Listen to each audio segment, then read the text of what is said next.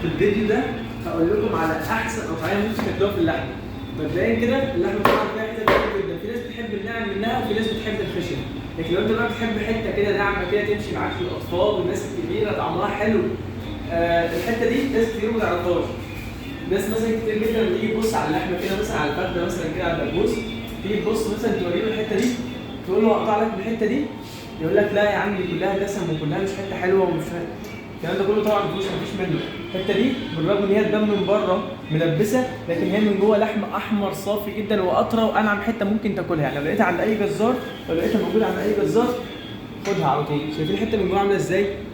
حته لحمه بسم الله ما شاء الله بالف هنا وشفا اللي هياكلها. النسيره بتاعتها ناعمه جدا، اصلا ملهاش نسيره زي ما انتم شايفين كده، ملهاش نسيره لا طول ولا عرض ولا اي حاجه. لحمه من بره تبان ان هي ملبسه زي ما انتم شايفين كده، اللي يشوفها من بره من الظهر او من الوش ما يرضاش ياخدها، لكن من جوه ما شاء الله ما شاء الله بالف هنا وشفا اللي هياكلها. حته لحمه حمراء جدا وناعمه بشكل لا يوصف، طعمها جميل جدا جدا في الاكل.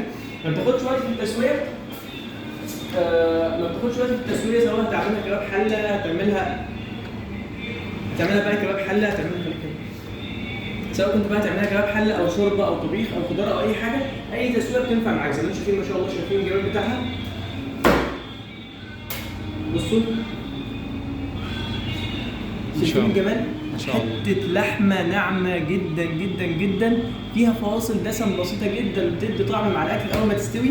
ما شاء الله يعني بألف هنا وشفا اللي هياكلها زي ما انتم شايفين اهي. ما شاء الله عليها، من بره تبان دسمه وملبسه وشكلها مش حلو، لكن من جوه شايفين الجمال. حته لحمه ناعمه جدا جدا جدا. فلو لقيتوها عند اي جزار خدوها، لما تيجوا عندنا كمان جزارة التوحيد ما تنسوش تاخدوها. سلام عليكم. كولاطه